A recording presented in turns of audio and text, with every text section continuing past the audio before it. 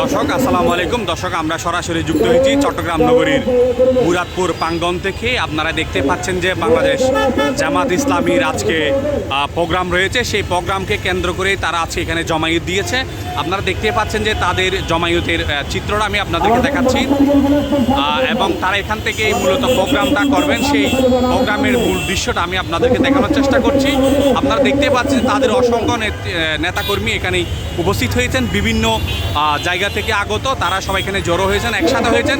এখান থেকে সবাই মূলত একসাথে তারা তাদের সুনির্দিষ্ট স্থানে তারা প্রোগ্রাম তারা করবেন এবং তারা এখানে আপনারা দেখতে পাচ্ছেন যে প্রোগ্রামের জন্য মাইক রেডি করা হয়েছে এবং তাদের কর্মীরাও এখানে উপস্থিত হয়েছেন। সেই কর্মীগুলো আপনারা দেখতে পাচ্ছেন তারা এখানে বিভিন্ন জায়গার মধ্যে তারা জড়ো হয়েছেন। এখান থেকে তারা মূলত তাদের প্রোগ্রাম শুরু করবেন। আপনারা দেখতে পাচ্ছেন যে একটা গাড়ি অলরেডি যাচ্ছে, যে তারা তাদের মিছিল সহকারে তারা প্রোগ্রাম অনুষ্ঠিত করবেন। সেই চিত্রটা আমি আপনাদেরকে দর্শক দেখানোর চেষ্টা করছি। আপনারা আমাকে যেখান থেকে দেখতে পাচ্ছেন তারা অন্যদেরকে দেখার সুযোগ করে দেবেন, লাইক এবং কমেন্ট করে অন্যদেরকে দেখার সুযোগ করে দেবেন।